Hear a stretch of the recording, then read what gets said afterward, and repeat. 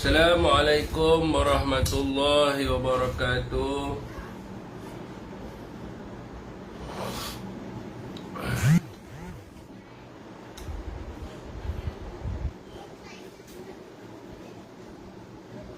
Assalamualaikum warahmatullahi wabarakatuh. Saudara-saudari yang dirahmati Allah sekalian,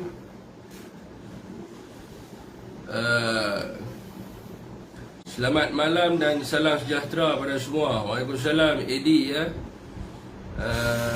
Izaidi, Waalaikumsalam. Mak Doro, Fahmi, Sapi Kerbau, Omar Shah Omar, Encik Mahzan, Xavier, Nizam Ahmad, Adin, Muhammad Najib Hassan, Ismail, Mak Lutfi, Ismail Abdullah, Taufik, Shani Mahmud, Abis, Mayan, Hasnan, Radin, Amrizan Hashim, Akram Kosmos, Muhammad Fauzi, Kelana Hashim, Raja Rimba, Sapi Kerbau, Herwan Wan, Abang Rosli Ismail, Iswadi Ed, Muhammad Fazim Haji Khalid, Muhammad Najib Hassan, Syukri Yaakob, Zulkifli Ahmad, Terminator, Lan Twin, Wutan Clan, Jeman Maceh, Muhammad Fitri, Ahmad Faisal.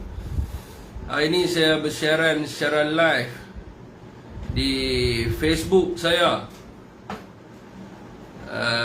Apa nama ni, Muhammad Syafiq Abdul Halim. Dan juga di TikTok saya, Muhammad Syafiq Abdul Halim.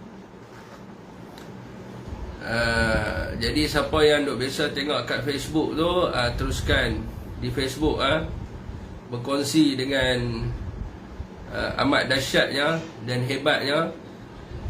Dan di TikTok juga kita minta lah untuk teruskan perkongsian. Sayok Sayok malam ni ada topik Sayok. Daripada Pasir Gudang hadir. Waalaikumsalam.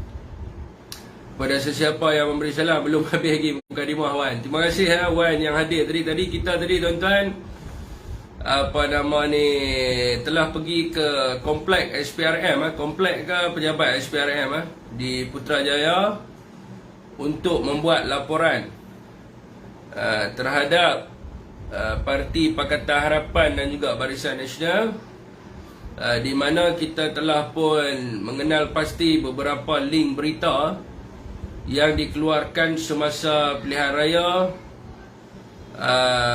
apa nama ni, PRU 15 baru-baru ni, yang mana dilaporkan apa nama ni, perbelanjaan Pakatan Harapan dengan mewahnya, dengan event-event yang besar dan sebagainya.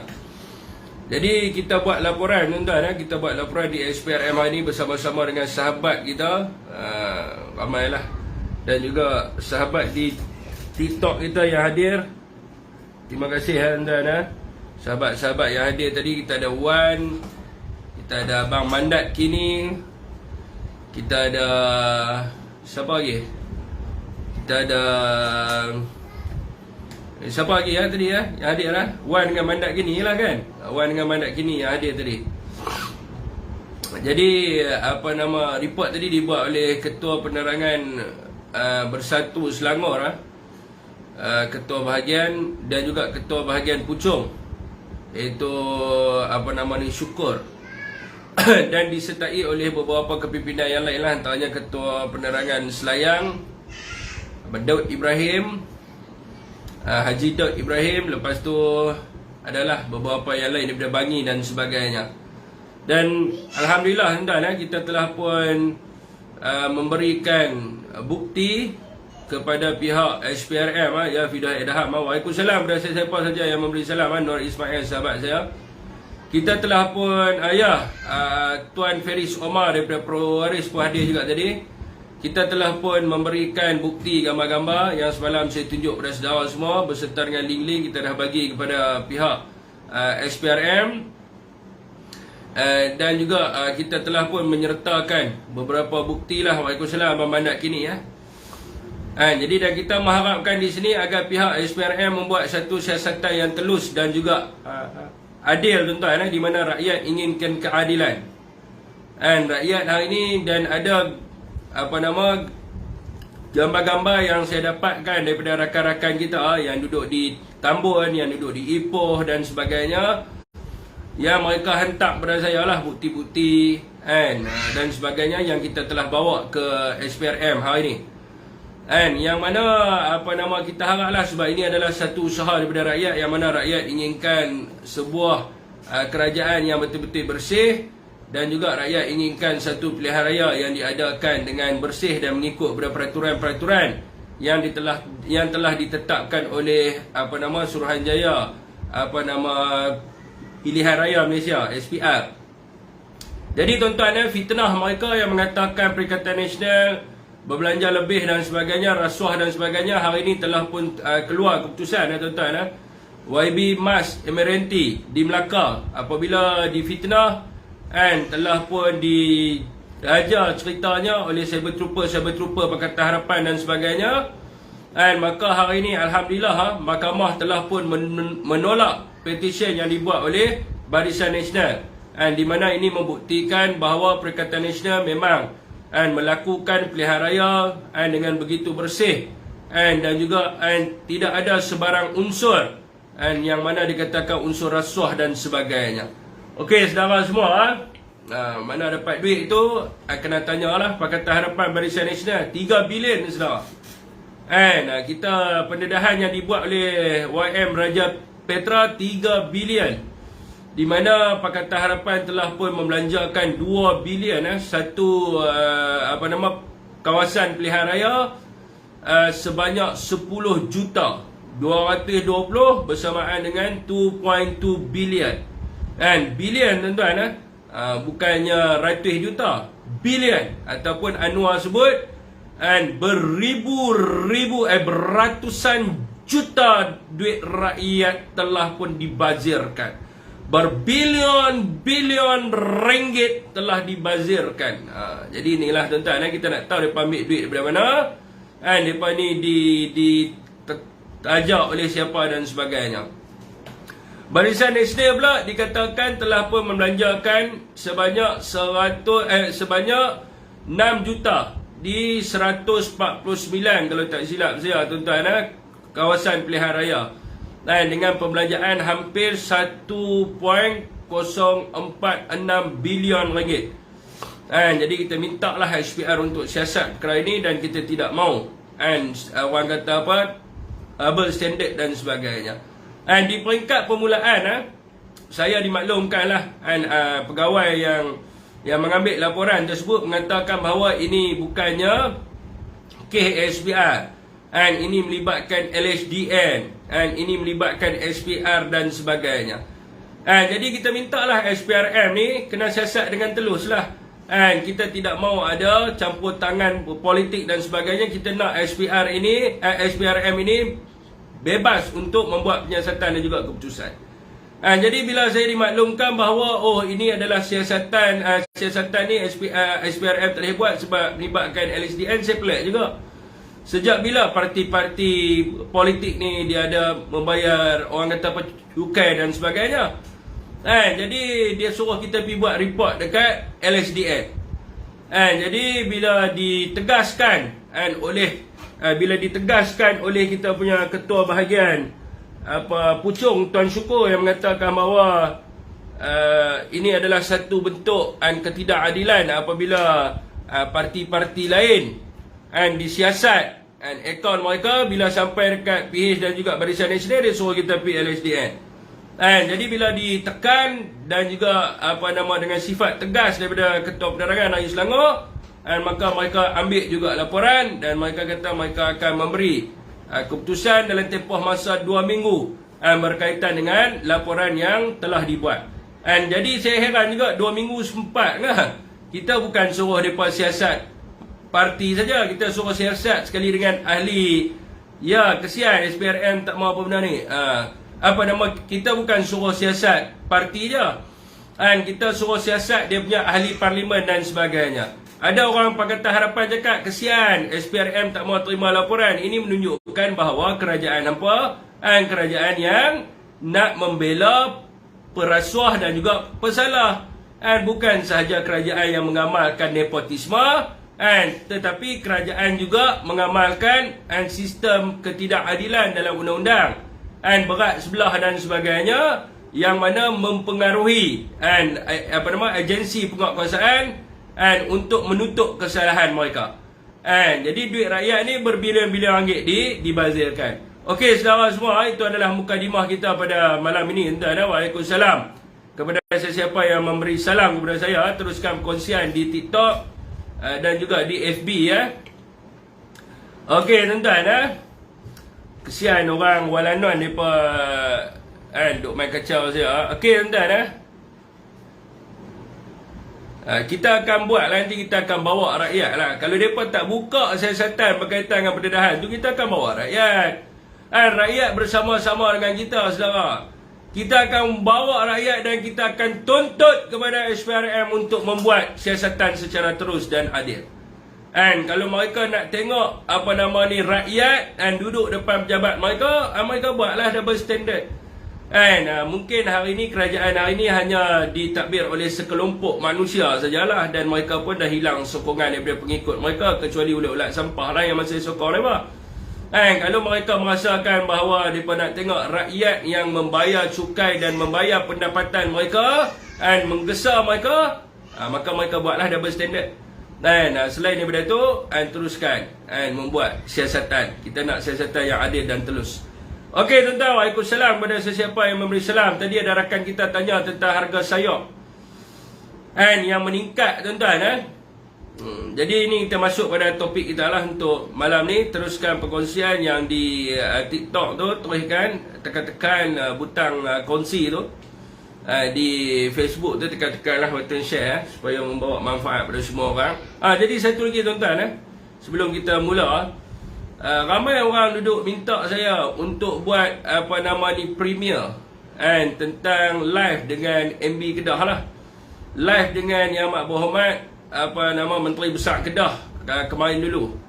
Jadi saya ingat besok tengah hari saya akan buat di YouTube saya, selain daripada saya mempromosikan YouTube saya dengan hebat dan dahsyatnya. Jadi siapa nak tengok secara penuh, esok boleh saya letak kat YouTube saya.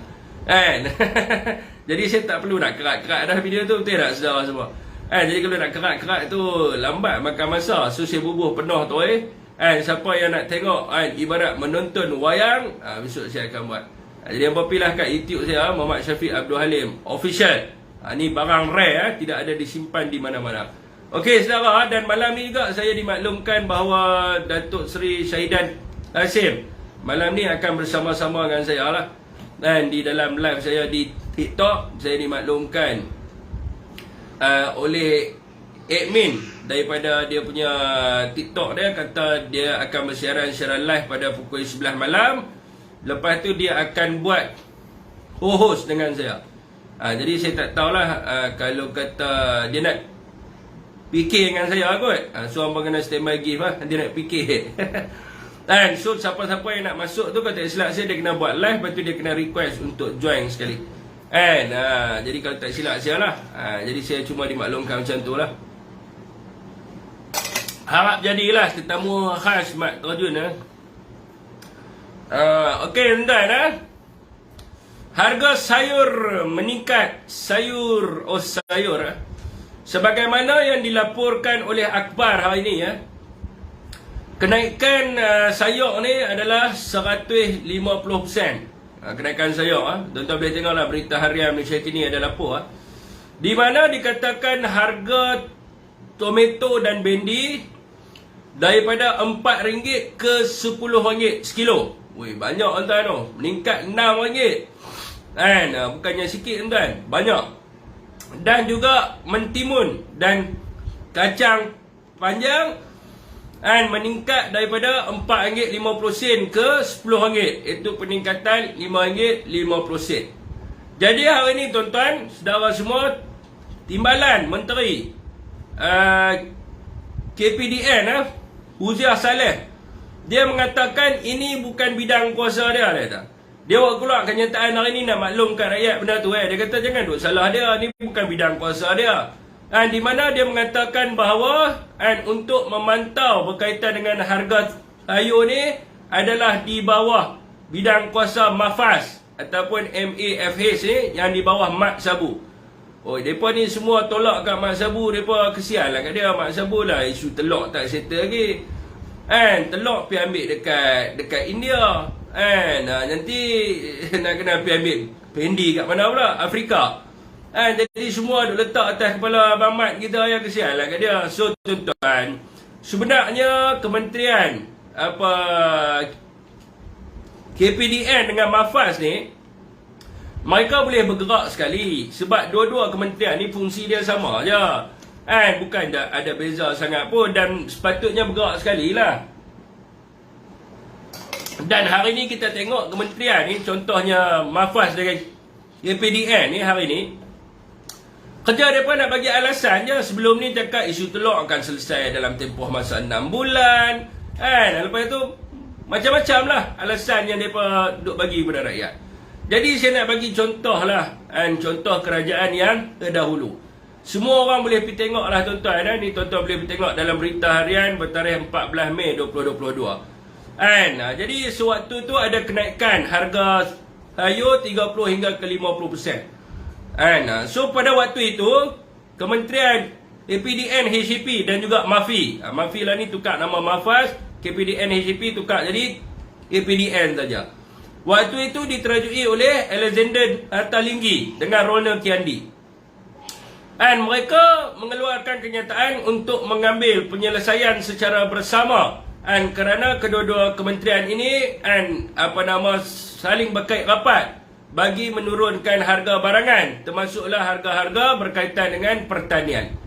So tuan-tuan, MAFI pada waktu itu ditetapkan untuk mengenal pasti masalah rantaian bekalan, di mana ada peningkatan harga input pertanian dan kekurangan sumber tenaga manusia. So MAFI pada waktu itu dia hanya fokus berkaitan dengan rantaian bekalan saja. So dia tengok dekat mana yang menyebabkan kepada kenaikan harga ni. Jadi kalau kita tengok pada ketika itu, laporan yang dikeluarkan oleh MAFI pada ketika itu, harga sayuran ni meningkat kerana harga input pertanian meningkat. Contohnya baja dan sebagainya. Dan begitu jugalah dengan kekurangan sumber tenaga manusia yang menyebabkan harga meningkat. Kementerian KPDN HCP pula, dia dipertanggungjawabkan untuk menjalankan siasatan sekiranya berlaku aktiviti percatutan di peringkat pengguna. Jadi kedua-dua kementerian ni dia bertindak secara bersama untuk mengawal daripada sudut kenaikan harga barang di dalam pasaran. Dan ini membuktikan pada waktu itu kerajaan berjaya untuk mengurangkan harga las yang dijual ke dalam pasaran tempatan. So inilah yang kita nak mencadangkan kepada kerajaan hari ini.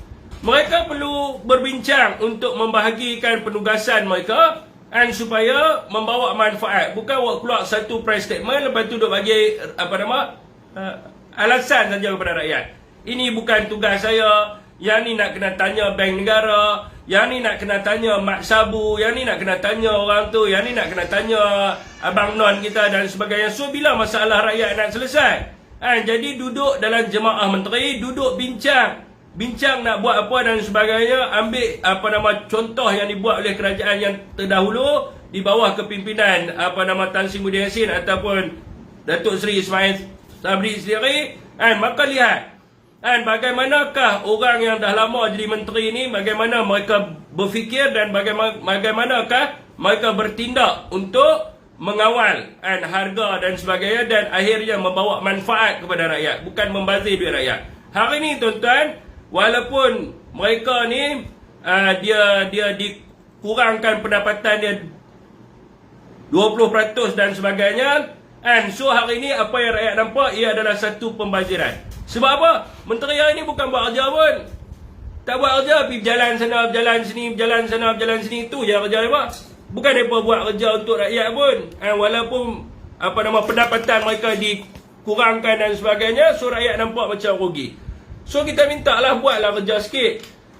Okey tuan-tuan, dan sekiranya mereka melihatlah langkah kerja yang dibuat oleh Ronald Kiandi dulu. Selain daripada mereka mengawal daripada sudut rantaian bekalan, harga sayuran dekat pasaran sekarang ni, dia juga bergantung kepada persepsi pengeluar, peniaga dan juga pengguna terhadap trend harga pasaran. So dekat sini kerajaan kena mengawal. Sebab apa? Mungkin ada ladang-ladang yang banjir, yang macam menteri bagi tahu, tapi rakyat tahu bukan semua ladang banjir. So bila timbulnya persepsi harga bendi naik, dilaporkan dalam akhbar dan sebagainya, maka ada pihak-pihak lain yang sengaja menaikkan harga dia. Ada ladang yang tak terjejas pun, yang tak kena tanah runtuh, yang tak kena banjir. So persoalannya rakyat tanya, bila tempat yang terjejas saja harga naik, habis seluruh Malaysia harga naik. Jadi kalau kita tengok apakah tindakan yang diambil oleh kerajaan yang terdahulu di bawah pada waktu itu Alexander Nathalinggi pada waktu itu, dia telah pun buat plot yang manakah kawasan-kawasan yang terjejas bencana, yang mana dia ada dia punya pengeluaran dia. So yang mana yang tak terjejas bencana, dia hantar penguatkuasa dia untuk memastikan supaya harga yang dinikmati oleh masyarakat itu adalah lebih rendah. So tuan-tuan, di dalam kalau kita tengok juga harga sayuran ni juga, dia meningkat adalah disebabkan bila kita sebut tadi tentang input pertanian, dia termasuklah dengan harga baja dan sebagainya. So sebelum ni harga baja di peringkat global meningkat disebabkan perang Rusia dengan Ukraine. Sekiranya saudara melihat kepada laporan indeks harga baja global ataupun fertilizer price index, maka saudara akan tengok. So benda ni saya rasa bila saya cerita, orang Pakatan Harapan dia mesti akan ambil point ni. Harga ni bukan sekarang naik, daripada dulu dah naik dah. So hari ni kita nak bagi fakta kat mereka. Macam sebelum ni harga sayur naik, dia naik dalam 30-40% saja, bukan 150%. Dan sebab kenaikan itu adalah disebabkan perang Rusia-Ukraine yang menyebabkan harga baja meningkat kat dalam pasaran tempatan. Pada waktu itu harga baja meningkat daripada 192.44 naik kepada 254.97. Sekarang ni, bila kita tengok sekarang ni, harga dah turun pun kepada 177.92. So masa harga baja meningkat dulu, kalau tuan-tuan tengoklah kenyataan-kenyataan yang dikeluarkan oleh orang-orang di dalam Pakatan Harapan ini sendiri, antaranya adalah Salahuddin Ayub, dia mengatakan apa? Dia mendesak kerajaan untuk melihat kepada harga kos baja yang meningkat daripada 120 naik kepada RM200. Dia punya kenyataan penuh dia, ucapan dia, saudara boleh tengoklah sendiri. Kerajaan hari ini tidak menolong kepada petani-petani. Kerajaan hari ini tidak melihat kepada kesusahan petani. Harga baja telah pun meningkat yang menyebabkan kesusahan kepada petani. Apakah tindakan yang diambil oleh kerajaan? Apabila harga baja meningkat, maka harga sayur meningkat. Bila harga sayur meningkat, maka rakyat akan susah. Rakyat di bawah terkesan. Rakyat di bawah tidak terjamin makanan di atas meja mereka. Hari ini kita nak tanya lah Malaun Sintok ni, lah ni mereka dah jadi menteri. Jadi pada waktu itu mereka memberikan cadangan. Antara cadangan yang dikeluarkan oleh Pakatan Harapan pada waktu itu adalah kerajaan mestilah mensubsidikan kepada semua petani sebanyak RM100 bagi setiap tan hasil pertanian mereka. Kerana dengan subsidi ini membolehkan membolehkan hasil pertanian mereka ini orang kata dapat dijual dengan harga yang lebih murah. Kerajaan tidak boleh ambil langkah mudah menekan petani, suruh menurunkan harga, sedangkan tidak ada bantuan daripada pihak kerajaan. Jadi kita nak tanyalah Malaun Sintok ni, yang dulunya duduk menyalak dan sebagainya, duk cakap bagi subsidi itu, bagi subsidi ini, kenapa sekarang tak buat? Anda dah jadi menteri, sekarang ni kita nak tanya persoalan harga fertilizer dah turun, tapi harga sayuran meningkat. Dulu mereka cakap harga sayuran meningkat ni kerajaan kena subsidi supaya rakyat dapat menikmati harga dengan lebih murah. Sekarang ni saya nak tanya, dah jadi menteri dah buat apa lagi? Kan, buatlah apa yang apa nama perkatakan dulu. Kan. Jadi inilah alasan-alasan tuan-tuan daripada orang kata apa? Puak-puak daripada Pakatan Harapan ni. Kalau kita tengok tuan-tuan, bila depa kempen macam-macam benda lah. Sedap, indah di telinga kita dengar kan. Oh, minyak nak turun. Orang kampung pun bagilah undi kat depa, bagilah undi kat Banon, kat menteri dia. Tuan-tuan, kalau kita jadi kerajaan, minyak turun, minyak sawit turun, elektrik turun, semualah turun.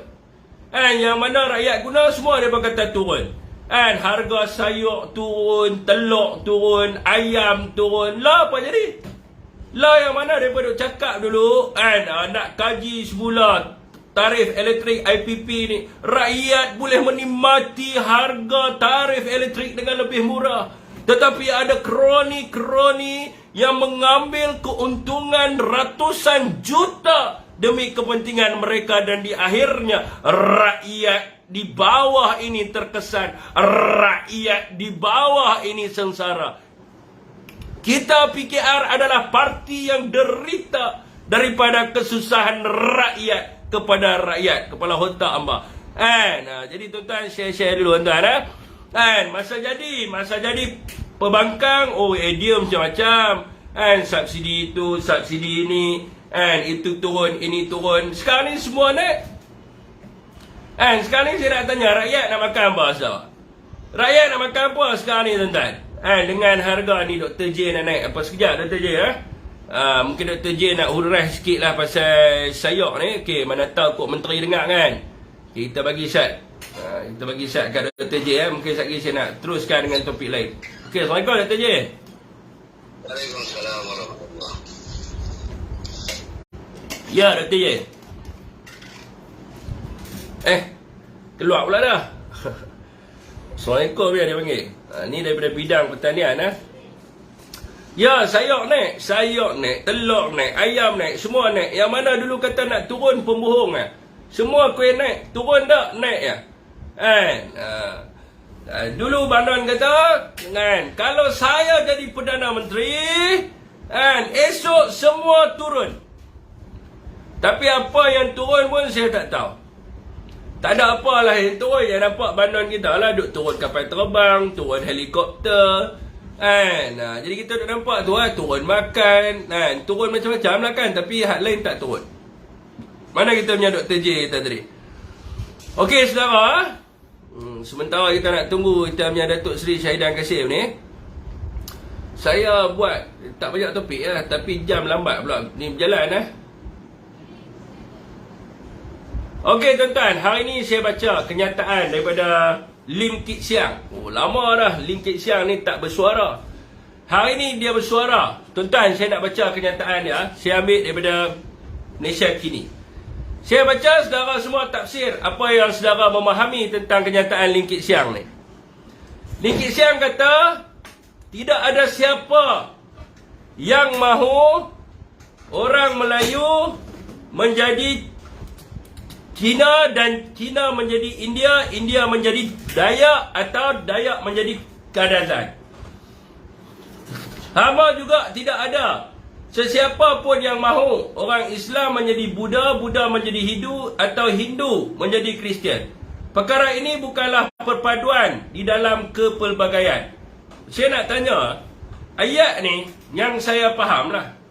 Saya mungkin ada kefahaman yang berbeza, mungkin saya salah tafsir. Mungkin saya betul tafsiran lah. Tapi kalau saya salah, saya minta maaf lah. Tapi kalau saya betul tafsiran ni, maka ada something yang tak kena lah dengan tafsiran ni. Saya baca lagi sekali tuan-tuan, kenyataan dia. Saya kut bawah tu lah.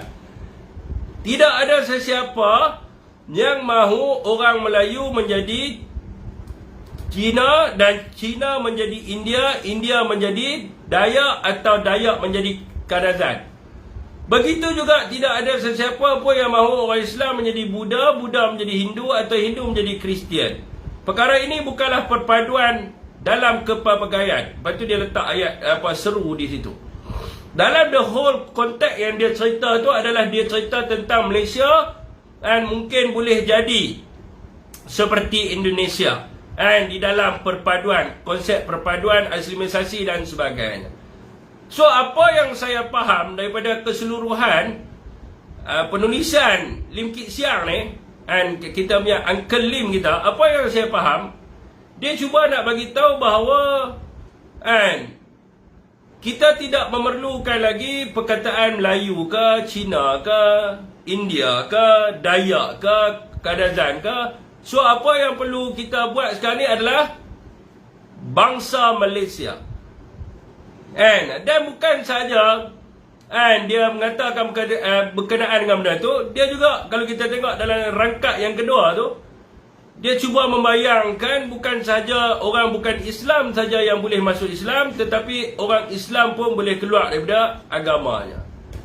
Maka saudara semua, pada tahun 2019 kalau tak silap saja, bukan kalau tak silap, memang betul lah 2019. Semasa Pakatan Harapan menjadi kerajaan, Ambiga pada waktu itu telah pun ke USA dan membawa satu laporan kertas kerja yang bertajuk Challenge to the Freedom of Religion or Belief in Malaysia, yang dibawa ke International Commission of Juris, tuan-tuan, ICJ, yang mana kalau kita tengok kandungan di dalam laporan itu semacam serupa sikit lah dengan apa yang cuba Lim Kit Siang sebut ni. Dia cuma ada, orang kata apa, mungkin ada dia bagi ayat yang berbunga-bunga sikit. So tuan-tuan, sekiranya agenda mereka ni lah, agenda mereka ni nak diteruskan, sekiranya agenda mereka ni nak diteruskan, yang kita nampak lah kalau dia nak buat macam tu, yang pertama sekali, perkara 3 dan 11 perlembagaan harus diubah. So hari ni boleh je mereka ubah, sebab sekarang ni mereka dah ada 148 kan. UMNO sekarang pun dah cium dah mulut kan, dah kan. So boleh je mereka buat benda ni semua. So sekiranya dia nak buat macam tu, yang pertama dia kena ubah perkara 3 dan 11 perlembagaan, di mana perkara 3 fasal yang pertama dalam Perlembagaan Persekutuan menyebut bahawa Islam ialah agama bagi persekutuan, tetapi agama-agama lain boleh diamalkan dengan aman dan damai di mana-mana bahagian persekutuan. So sekiranya dia nak membawa Malaysia ni ke arah negara yang sekular, maka perkara 3 fasal pertama ni dia kena buat. Sebab negara sekular tidak mempunyai sebuah agama rasmi ataupun agama bagi persekutuan. Jadi itu semua orang tahu lah, tidak ada agama rasmi dan sebagainya. Kalau dia nak lah buat, sebab dalam laporan ni pun ada tunjuk juga, maknanya mereka kena buang kedudukan ni. Dan begitu jugalah, sekiranya mereka nak kepada kebebasan beragama, maka mereka kena buang juga tafsiran perkara 11 fasal pertama, yang mengatakan tiap-tiap orang berhak untuk menganuti dan mengamalkan agamanya dan tertakluk kepada fasal 4 bagi mengembangkannya. So di dalam fasal yang keempat menyebut bahawa undang-undang negeri dan berkenaan dengan wilayah-wilayah Persekutuan Kuala Lumpur, Labuan dan Putrajaya, undang-undang persekutuan boleh mengawal atau menyekat perkembangan apa-apa doktrin atau kepercayaan agama di kalangan orang yang menganuti agama Islam. Maka bila dia kata orang Islam pun boleh tukar agama dan sebagainya, so dia kena buang lah, sebab di Malaysia tak boleh, saudara. Di Malaysia orang Islam tidak boleh keluar daripada agama dia sendiri, cuma orang bukan Islam saja yang boleh masuk Islam, sebab perlembagaan menetapkan sedemikian. Dan bila dia nak gubal perkara 3 dan 11 ni, of course juga dia kena gubal perkara 160 fasal yang kedua, tafsiran orang Melayu, yang menyebut orang Melayu artinya seorang yang menganuti agama Islam lazimnya bercakap dalam bahasa Melayu dan menurut adat Melayu. So dia kena buang lah, sebab Melayu ni, Melayu ni maksud dia adalah orang yang beragama Islam, bercakap Melayu dan sebagainya. So perkataan orang Melayu ni pun semua dia kena buang, sebab dia nak gantikan dengan bangsa Malaysia. So benda ni tuan-tuan, saya rasa boleh, kalau dia nak buat boleh lah, sebab memang kalau kata mereka ada 148, mereka boleh buat, sebab dia boleh buat pindaan perlembagaan dan sebagainya. And so apa yang saya rasa kat sini, tuan-tuan, cuma dia nak buat dekat Malaysia ni lah, nak fit dengan orang kata apa, budaya di Malaysia ni bukan senang. Sebab apa? Orang Melayu dan juga Bumi Putra sudah tentu mereka tidak akan sesekali bersetuju dengan agenda ni. Saya rasa orang Melayu di Malaysia tidak ada seorang pun, kalau dia kata nak buang kedudukan Melayu, nak buang kedudukan Islam, orang Melayu yang setuju tu memang bodoh gila lah kan. Mungkin ada yang setuju lah, tapi kalau kita tanya, majoriti tak setuju. And so orang Islam kat dalam Malaysia ni juga akan rasa terancam dan mereka akan membangkit menentang kerajaan. So daripada kenyataan Lim Kit Siang ni, saya rasa dia bolehlah cadang pada Anwar Ibrahim. Dia boleh suruhlah Anwar Ibrahim buat kan. Jadi kalau dia nak mencontohi Indonesia lah, kalau melibatkan, kalau apa yang kita tengok di dalam penulisan yang dia tulis dalam Malaysia ini tu kan, dia bolehlah buat kan. Namun bagi saya lah, tapi realitinya saya tak tahulah apa yang akan jadi kat dalam negara kita ni. Jadi saya nak berpesan lah kepada DAP ni. DAP ni selain daripada isu berkaitan dengan bangsa ataupun berkaitan dengan agama ni, boleh tak dia hujah benda lain? Mungkin mereka boleh cerita pasal ekonomi, mereka boleh cerita tentang pendidikan. So bila kita lihat je tuan-tuan, DAP ni bila buka mulut cerita pasal bangsa, bila buka mulut je cerita pasal religious. So saya rasa macam ni lah, perlembagaan telah pun menetapkan. Perlembagaan dah bagi tahu dah setiap orang mempunyai kepercayaan dia masing-masing dan berhak untuk menguruskan agama dia. So setiap orang ada hak tu. Jadi saya rasa DAP ni dia perlu hentikan lah daripada dia rajin untuk sebut sangat pasal Islam ni. Kan nampak sangat dia ni macam Islamofobia tuan-tuan. Begitu jugalah kan Lim Kit Siang ni bila buka mulut je Melayu. Benda lain dia suka nak sebut, dia susah nak sebut, buka je mulut Melayu. Itu Melayu lah, ni Melayu, macam-macam Melayu. So saya rasa kedudukan dalam perlembagaan kita dah cukup jelas. Jadi orang kata apa, bangsa Melayu secara identitinya, orang asal yang duduk di tanah Melayu ni adalah orang Melayu. Dan Semenanjung Malaysia sebelum ni dikenali sebagai tanah Melayu, dan bahasa rasmi bagi persekutuan adalah bahasa Melayu. Agama bagi persekutuan adalah Islam. So dia kena terima benda ni. Waima apa pun, dalam perlembagaan juga ada dia punya provision dia juga. Dia bagi juga walaupun Islam adalah agama persekutuan, tetapi agama lain boleh dipraktikkan di mana-mana bahagian persekutuan. Walaupun kita meletakkan bahasa Melayu sebagai bahasa rasmi untuk persekutuan, masih lagi mereka boleh cakap Cina, cakap India dan sebagainya. Sebab apa? Sebab negara kita mempraktikkan kebebasan. Kalau nak buat macam Indonesia, bolehlah bagi tahu kat Lim Kit Siang. Dekat Indonesia, you tak boleh cakap bahasa Tamil, bahasa Mandarin ke Hokkien, you tak boleh cakap. You mesti cakap bahasa Indonesia. Dan you tidak boleh meletakkan nama, menggunakan nama apa Cina dan sebagainya. You kena letak nama Melayu. Mungkin boleh jadi Lim akan jadi bola nama-nama apa pun, Abu ke dan sebagainya. So you tak boleh gunakan nama Lim. Itu yang dipraktikkan di Indonesia.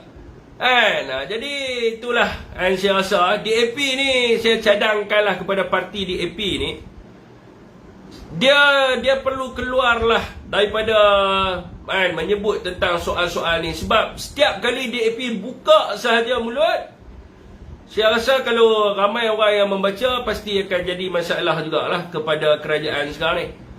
Sebab kerajaan hari ni, kalau kita tengok sebelum ni, kerajaan kita dah ada 3 orang Perdana Menteri. Sekarang ni kerajaan baru sampai 60 hari saja. Dalam diam-diam dah berlakon, siapa dia pula dah berlakon. Sekarang ni kalau kita tengok, member hantar WhatsApp lah. Saya baca WhatsApp dia tadi, minta maaf. Itu susah lah kalau saya set dia punya WhatsApp tu akan keluar kan. Dia keluar tu saya nampak, saya macam berlakon apa benda saya cakap ni, lupa bila. Okey, kerajaan hari ni baru dalam tempoh masa 60 hari. Kita tidak mahu apa-apa berlaku dalam tempoh 60 hari ni. Rakyat merusuh ke, rakyat marah ke. Kita nak Anwar Ibrahim dapat takbir negara kita dengan baik, supaya dia boleh tarik pelabuh asing masuk dalam negara kita.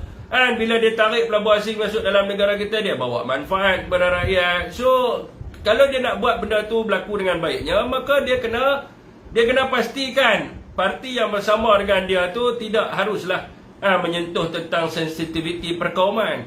Sebab hari ini rakyat Malaysia dah merasai pemerintahan di bawah DAP selama 22 bulan.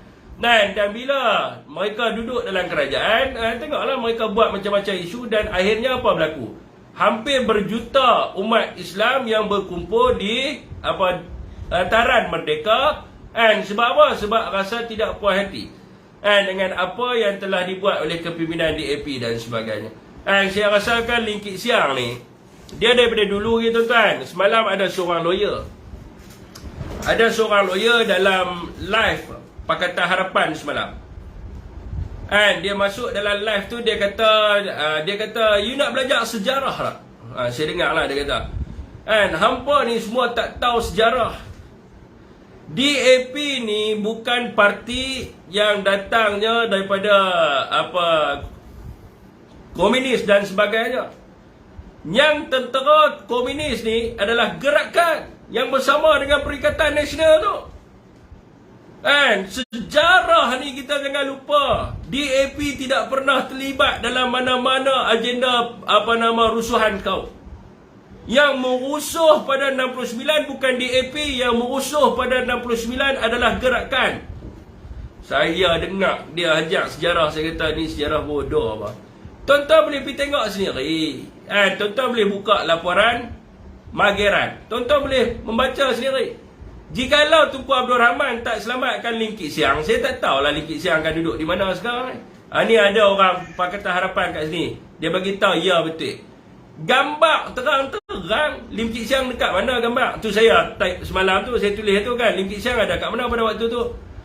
So benda tu biarlah kita nak lupakan lah. Tapi bila kita sebut tentang komunis ni, dia sebagai seorang lawyer saya rasa dia tahu. Bila kita sebut tentang tu, bukan kita sebut tentang bintang 3. Bintang 3 ni tentera. Kita sebut tentang ideologi.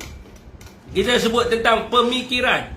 Dalam parti DAP, terang-terang, bukan kita nak fitnah, terang-terang dia bagi tahu, DAP mendukung kepada prinsip demokrasi demokrasi sosialis. Dia sebut, dan dia ada DAPSI. DAPSI ni adalah DAP Sosialis Yos. DAP bagi tahu dalam perlembagaan dia adalah orang yang duduk di belah left wing. Hampa nak nafikan macam mana pun cerita pada rakyat, akhirnya rakyat yang cerdik, yang bijak, dia akan buka tengok perlembagaan. Oh, ini yang Fiq Alim sebut. Dia bukan kata DAP ni bintang 3. Kita bukan kata dia bintang 3, tapi kita kata pemikiran dia tu, ideologi dia tu adalah belah sayap kiri. Bila dia duduk belah sayap kiri, of course lah yang duduk sebelah sayap kiri ni siapa? Kelompok komunis, sosialis, demokrasi sosialis. Ni belah kiri. Jadi nak nafikan apa? Dia tulis dalam perlembagaan dia, bukan kita fitnah dia. Ni bila sebut kata komunis ya, bintang 3. Bukan, ideologi dia. Jadi yang tu tak apalah tuan-tuan, kita ambil pi lah. Mereka tak faham tu pi lah. Lawyer tu cuba nak kencing masyarakat yang tak faham tu, ambil pi lah. Kita malah nak kata apa, tapi esok dia tanggung dalam kubur lah. Tapi apa-apa pun tuan-tuan, kita mengharapkan lah parti DAP ni, bila dia sebut tentang perpaduan, kita harap kita harap lah dia hentikanlah sebutan-sebutan perkataan Melayu ataupun Islam dan sebagainya yang tak sepatut dia ungkapkan supaya memberi keamanan kepada keseluruhan rakyat di Malaysia ni. Okey tuan-tuan, jadi sekarang ni pun sama ni saya nak sebut kat ni sambungan dia lah kan. Jadi Lim Kit Siang juga perlu fikirlah. Hari ni UMNO pun dah tak bermusuh dengan Lim Kit Siang. Yang mana Ketua Pemuda UMNO hari ni mengeluarkan kenyataan, dia mengesahkan selain daripada bandon kita yang dijemput ke pejabat UMNO hari ni, antara yang lain yang pergi juga hari ni adalah PKR dan juga DAP. Dan malam ni mereka ada mesyuarat untuk berpeluk sesama sendiri. Mungkin ada mesyuarat bermaaf-maafan di antara Lim Kit Siang, Anwar dan juga Zahid Hamidi ni lah. Jadi elok adalah tuan-tuan kan, Lim Kit Siang ni bergaduh dengan UMNO lama. Lim Kit Siang memanggil UMNO sebagai Parti Radikal Melayu. UMNO memanggil Lim Kit Siang sebagai radikal Chinese, tuan-tuan. So malam ni mereka dah duduk sekali. Saya rasa tak perlu dah Lim Kit Siang nak keluarkan kenyataan-kenyataan yang macam dia keluarkan hari ini. Dan juga mungkinlah UMNO juga mungkin boleh bincang lah berkenaan dengan penulisan Lim Kit Siang ni. Sebab UMNO lah ni dia tidak memperjuangkan tentang orang Melayu lagi. Mungkinlah dia boleh bincang tentang nak mewujudkan satu bangsa yang baru di Malaysia yang dipanggil sebagai bangsa Malaysia. Mungkin mereka boleh bincang lah berkenaan dengan perkara ni, saudara. Okey, tuan-tuan, saya ni nak bagi ngam-ngam pukul 11 ni. Sebab nak tunggu Datuk Seri Syahidan Kassim. Ya, YB Greek pun ada kat sini ya. YB Greek nanti kita boleh panggil dia buat interview. Kita nak tanya dia banyak ni, Greek ni kan. Dia pun ada. Assalamualaikum YB ya. Saya perasan tadi YB masuk. YB kalau masuk je, saya perasan YB sebab saya sentiasa ikut YB punya ni. Parti PM 1 dan 4 perlu saman, saya berterlupa. Yang tu hampa punya kerja lah. Hampa kena bagi video, nanti kita akan bagi kepada ketua penerangan. Dia akan buat satu saman dan sebagainya. Okey tuan-tuan, saya nak tengok soalan tuan-tuan. Soalan ni Paul ni lagi sangkut live dia ni. Okey tuan-tuan, soalan tuan-tuan. Wah, ini saya rasa bilik saya macam sempit sikit. Dia tak boleh sanak-sanak kursi ni boleh sanak YB Huzain naiklah Lurun Syafiq. Nantilah malam ni saya jangan kasih nak naik YB Huzain nak naik. Macam mana bergaduh sekali daripada dua. YB Huzain setiap malam ada. Hampa lain kali hampa kena ikut dia punya profil dia. YB Huzain dia main sembunyi-sembunyi dia main tengok. Lain kali hampa kena klik ikuti dia punya profil. Bila hampa ikut dia punya profil, baru hampa tahu dia ada ke tak. Jadi setiap malam dia ada. Saya perasan YB Huzain masuk, setiap malam dia mesti ada. Dia nak tengok budak-budak ni duk sembang apa ni, sembang kari ke sembang apa. Okey tuan.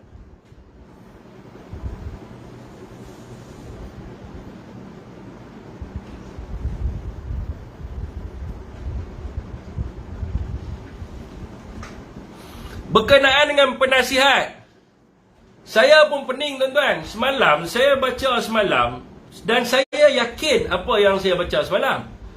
Saya baca semalam Anwar sebut dalam artikel dia kata amalan nepotisme bukan amalan nepotisme, boleh lantik satgi kena saman aku mampu mana anda suka saman. Dia tulis apa semalam saya riwayat balik Jemaah Menteri telah bersetuju bahawa lantikan keluarga boleh dibuat dengan syarat tidak ada bayaran haji.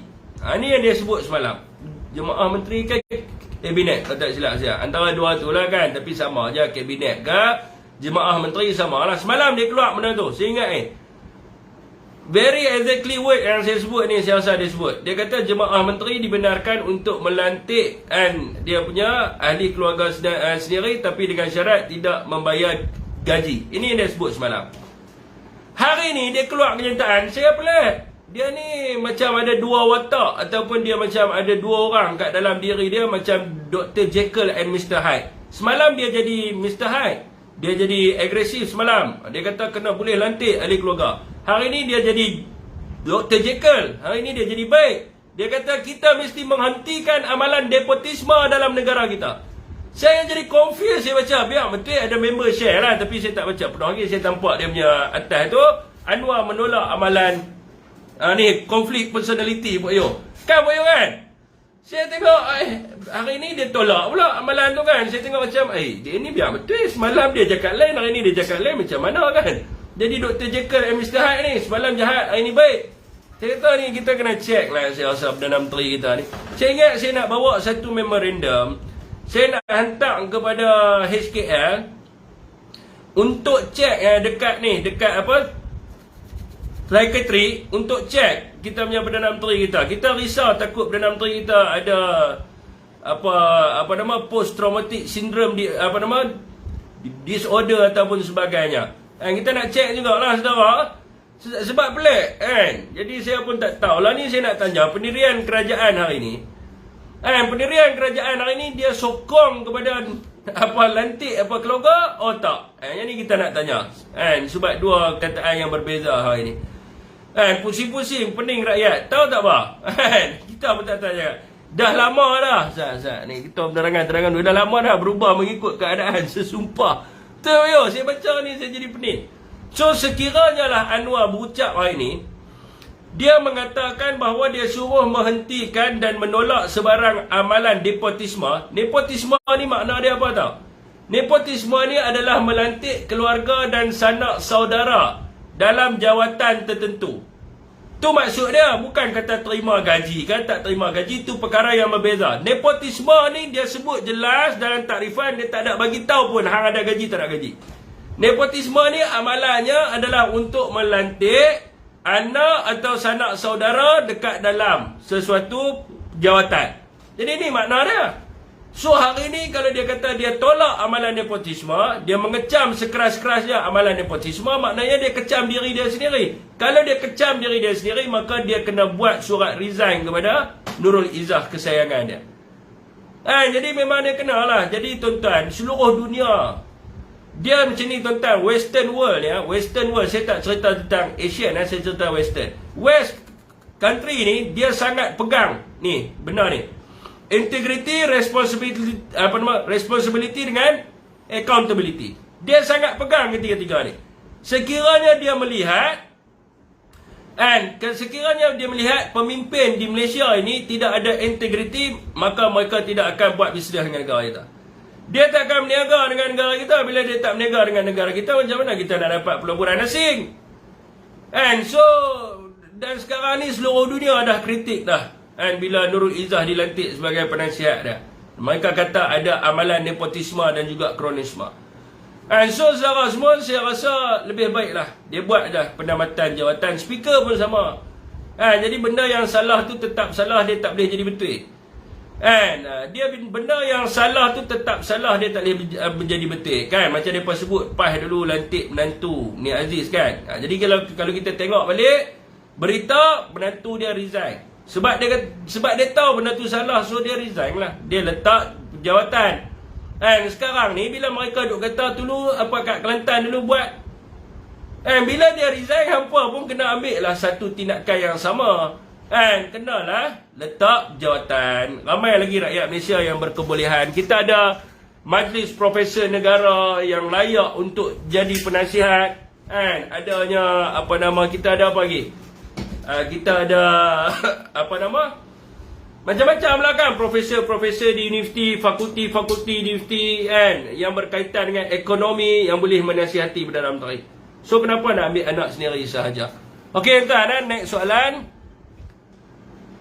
Saya pun boleh Tuan Syafiq, Dr. J pun boleh dia boleh jadi penasihat apa pertanian, dia pun dia ada PhD dalam bidang pertanian kan, dia minat pertanian, dia berusaha keras untuk dalam bidang pertanian dan dia nak melakukan satu perubahan dalam bidang pertanian. So kerajaan ambil lah lantik dia. Jadi kita nak memajukan negara, yang pertamanya kita perlukan orang yang ada semangat, yang betul minat, yang nak melakukan perubahan, yang nak buat pengorbanan, baru kita boleh dapat pada kejayaan. Kalau kita pergi duduk cari kroni, setakat dia duduk tentu, setakat dia duduk atas kursi, duduk macam ni setiap pagi masuk pejabat, goyang-goyang kursi, buat apa? Tak dapat apa lah kan, macam dia lantik Izzah dan sebagainya. Okey tuan, saya menyokong kalau ada orang kerajaan yang tengok kat sini, tu boleh ambil tu Dr. J untuk dia lakukan perubahan. Okey tuan, soalan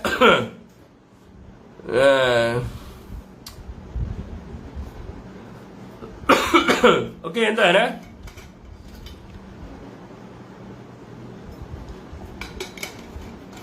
goyang kursi selagi boleh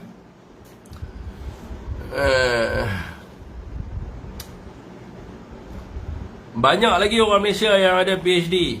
Kerajaan bapak dah. Madani tuan, Mami, Daddy and Nurul Izzah. Okey tuan, Fix sudah ada tadi 5 orang dilantik jadi penasihat PM, mungkin mau tutup kes. Dia lantik 5 orang jadi penasihat, dia pun tetap juga anak dia sebagai penasihat. Dia macam ni tuan-tuan. Bila tuan-tuan lakukan satu kesalahan dan tuan-tuan tidak tidak orang kata apa berhenti daripada melakukan kesalahan tu, walaupun tuan-tuan buat 4 kebaikan, dia masih lagi kesalahan. Dia macam ni lah tuan-tuan, saya bagi example lah. Dia ada seorang ni, dia ni kuat semayang. Dia kuat semayang, baca Quran tak tinggal, zikir tak tinggal, dan dalam masa yang sama dia juga suka liwat. Kan? Dia ni dia ada perasaan yang dia suka kepada lelaki. Dia nak meliwat orang yang kerja dia. Walaupun dia buat semua kebaikan yang dia buat tu, tapi bila dia liwat ni memang kita dah tahu dah, liwat ni adalah satu, orang kata apa, satu perkara yang dilaknat. Dicerita dalam Quran tentang kaum Nabi Lut. Memang Allah laknat tu kaum Nabi Lut tu, dan Nabi sendiri pun tak mengaku sebagai umat. So sekiranya dia ni orang yang ketagih, suka liwat, suka main belakang, walaupun dia buatlah, dia berzikir ke, dia sembahyang 5 waktu tak tinggal ke, tidak menghalalkan apa yang dia buat. Itu cerita example lah, contoh. Dia sebagai example yang saya bagi tahu lah ni, yang cerita dulu-dulu yang berlaku dekat zaman kaum Nabi Lut lah kan. Bukan cerita ni jangan duk pandai-pandai juga kan. So sekarang ni saudara, macam tu jugalah amalan nepotisme ni. Walaupun dia buat 10 kebaikan, dia lantik 5 orang, tapi kalau dia masih mengekalkan lagi anak dia sebagai penasihat, dia tidak menghalalkan apa yang dia buat. Dia masih lagi benda tu adalah merupakan kesalahan dan juga haram. Salah tetap salah. Kita bukan nak cerita tentang apa nama ni. Okey, saudara semua.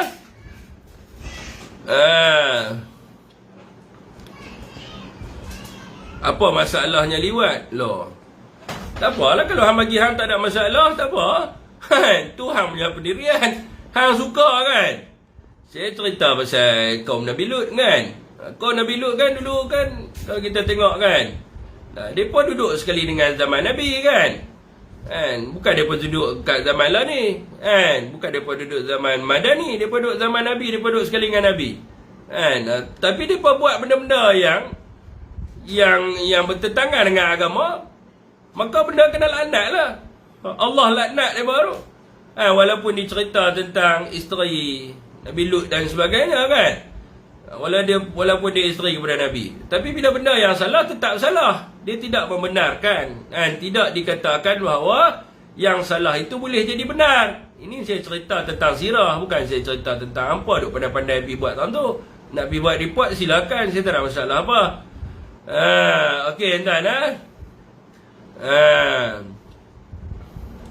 Okey, soalan tuan-tuan. Muka sampai nak hewat fitnah orang lah. Fitnah apa? Saya cerita sirah betul, bukan saya nak bohong. Pergi baca Quran, apa tu masalah tak mau baca Quran, lepas tu duk kata kat orang lebih. Tak apalah, kita ambil example lain lah, kita ambil contoh lain lah. Tak suka sangat perkataan tu, kita ambil ni contoh lain. Saya bukan kata kat dia, saya nak tunjuk contoh. Okey, kita ambil zina. Zina ni antara dosa-dosa besar. Kita ambil zina lah, zina. Saya nak ambil contoh lain, saya tak erti, saya bukannya belajar agama tinggi mana pun. Hampa yang pandai-pandai. Okey, kita ambil zina lah. Orang wanita ni, walaupun dia suka baca Quran, sembahyang tak tinggal, so bila dia berzina, benda tu bukannya betul, benda salah tetap salah, sehingga dia berhenti, bertaubat dan dia kembali, barulah diterima amalan-amalan dia tu. Jadi kalau selagi dia tak bertaubat, selagi tu amalan dia tidak diterima. Jadi begini jugalah, selagi dia tak bertaubat, dia tidak melakukan perubahan, tidak diterima lah apa kebaikan yang dia buat, walaupun dia lantik 5 penasihat dan sebagainya. Dia masalah ni, kalau ada orang bodoh ni, dia masalah juga. Saya tak cakap pun kan pasal benda lain. Dia pun suka faham tuan-tuan. Saya nak tanya tuan-tuan, liwat ni apa makna dia liwat? Dia sendiri yang terasa, dia sendiri yang kait-mengait, lepas tu dia nak kait dengan orang lain. Gila ke apa? Macam tu juga bila orang sebut tentang banduan. Banduan ramai dekat penjara ada banduan. Oh, dia bila kita sebut banduan dia kaitkan dengan orang lain. Masalah dia, boy. Okey tuan, kita buat pencerahan, kita bukan nak tuduh siapa-siapa. Saya tak ada sebut nama, saya tak ada sebut apa, saya bagi example je. Saya cerita pasal sirah dan sebagainya. Ini cerita apa lagi? Lewat datang sekolah punya. Okey tuan, a failed state is a state that has lost its effective ability to govern its populace. Okey salah itu tetap salah.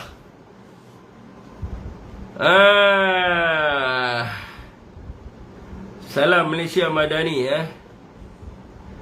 Okey tuan, soalan Okeylah, tak apalah duk sebut sangat, tak apalah. Saya minta maaf lah, tapi saya tak ada maksud pun tuduh siapa-siapa. Saya minta maaf, dah cukup. Orang nak tanya soalan lain, saya minta maaf, saya tak ada maksud siapa-siapa pun.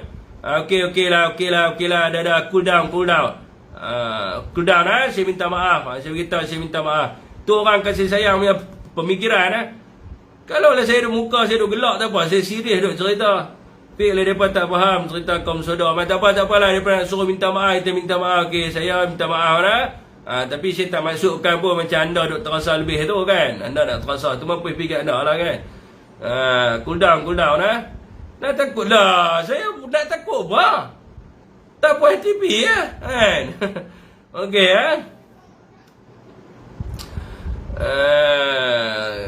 Kerajaan Sodom.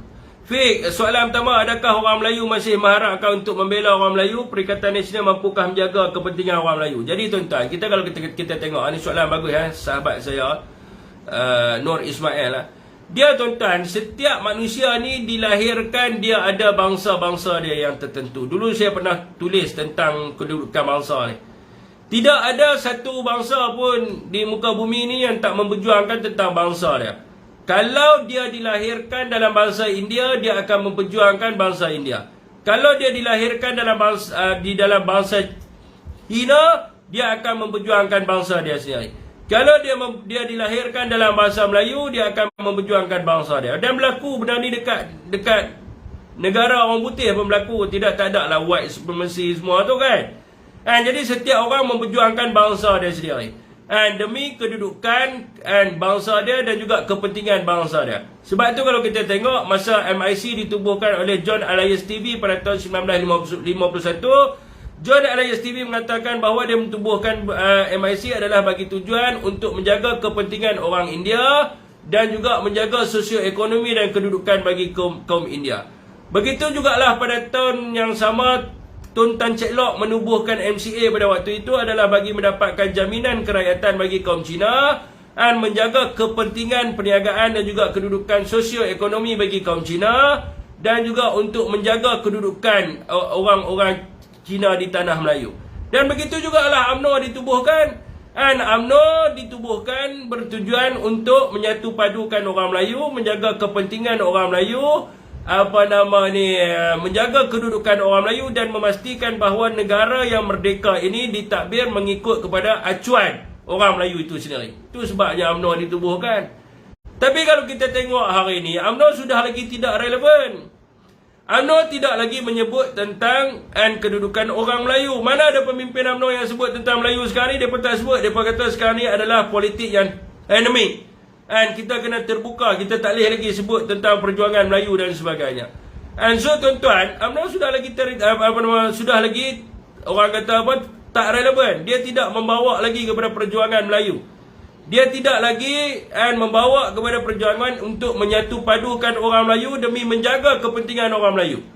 Jadi dia UMNO ni dah rosak, dah tak relevan. So orang Melayu perlukan pengganti dia. Pengganti kepada UMNO Barisan Nasional adalah Perikatan Nasional yang melengkapkan Perikatan Nasional ini. Yang bestnya macam UMNO dulu, dia hanya pejuang Melayu saja. Perikatan Nasional yang melengkapkannya adalah ada satu parti PAS yang dia memperjuangkan agenda untuk menegakkan Islam bersatu memperjuangkan kedudukan Islam sebagai agama persekutuan dan juga menjaga kedudukan kaum khususnya Melayu dan juga Bumi Putra. So ada dua parti yang melengkapkan di antara satu sama yang lain. Jadi sekiranya orang Melayu masih lagi bergantung harap kepada UMNO, maka orang Melayu kita akan berpecah. Bila orang Melayu kita berpecah, maka kita tidak ada kekuatan. Bila kita tidak ada kekuatan, maka musuh-musuh kita akan senanglah untuk melenyapkan kita. Maka sekarang ni macam saya cerita semalam lah. Saya bagi tahu semalam, politik ni bukan macam nak main bola sepak. Liverpool lawan Manchester dah. Politik ni kita nak jaga kedudukan bangsa, nak jaga agama kita dan sebagainya. Kalau kita nak jaga benda tu, maka kita kena lihatlah bahawa UMNO tak lagi relevan. UMNO memperjuangkan perjuangan ikonisme. Mereka memperjuangkan Zahid Hamidi. Nak membebaskan dan melepaskan Zahid Hamidi. Apa faedah orang Melayu kita dapat dengan membebaskan Zahid? Apa faedah kita dapat? Kita lepas kita bersekongkol dengan musuh-musuh kita bersekongkol dengan orang-orang yang duduk dekat left wing ni, yang duduk belah leftist ni, kita bersekongkol dengan mereka semata-mata kita nak membebaskan Zahid dan juga Najib. Sekarang ni orang Melayu kena tanya, apa Zahid boleh bagi kepada orang Melayu? Apa Najib boleh menjamin kepada orang Melayu? Dia tak boleh bagi apa-apa. Dia hanya nak jaga kepentingan diri dia sendiri, dan kita jangan jadi orang Melayu yang bodoh. Kalau kita jadi orang Melayu yang bodoh, maka orang akan pergunakan kita, orang akan ikat hidung kita. Macam lembu tak, lembu. Lembu sebab apa orang boleh ikat hidung dia? Sebab dia bodoh. Orang tebuk ikat hidung dia, lepas tu orang pegang, jalan, dia pun ikut. UMNO. Orang hantar dia pergi kat rumput, dia pun ragut. UMNO kan bunyi kan? Tuan-tuan pergilah kat padang pegang ragut. Dengar lembu tu bunyi, macam mana lembu tu? UMNO kan bunyi kan? Jadi jangan kita jadi lembu. Kalau kita jadi lembu, susah lah kan? Jadi kita kena ada otak lah, kena jadi cerdik lah kan? Jadi kalau kita jadi lembu, kena ikat lah, semua duk ikat hidung, ikut lah kan? UMNO kan? Lepas tu bila petang je, Zahid main rotan jubuk kan, pak lari gidi kan, suruh balik rumah, balik kan, rotan jubuk kan, balik jadi lembu lah kan, masuk dalam kandang dan sebagainya.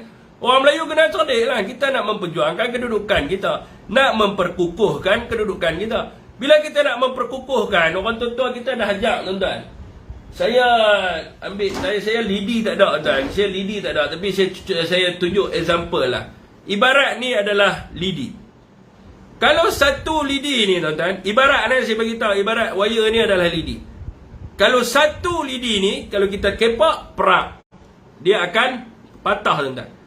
Sebab tu orang tua dulu pesan, bersatu teguh, bercerai roboh.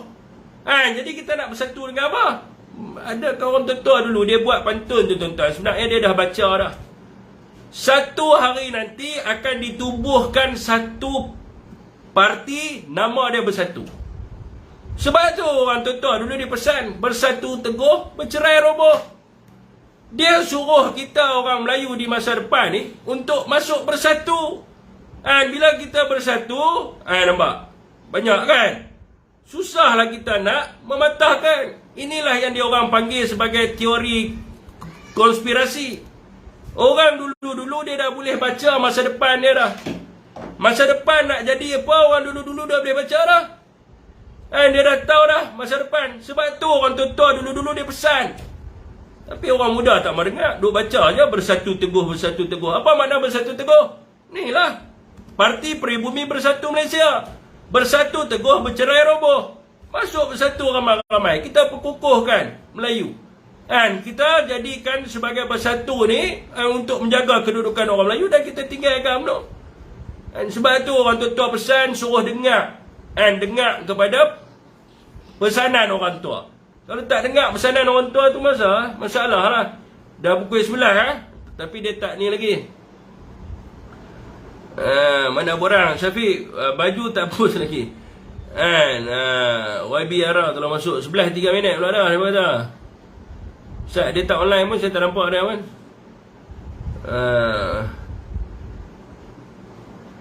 YB Ara saya tak nampak dia kan. Okey tuan-tuan, saya rasa di FB cukup dah setakat tu aja untuk malam ni. Wabillahi taufiq wa hidayah. Wassalamualaikum warahmatullahi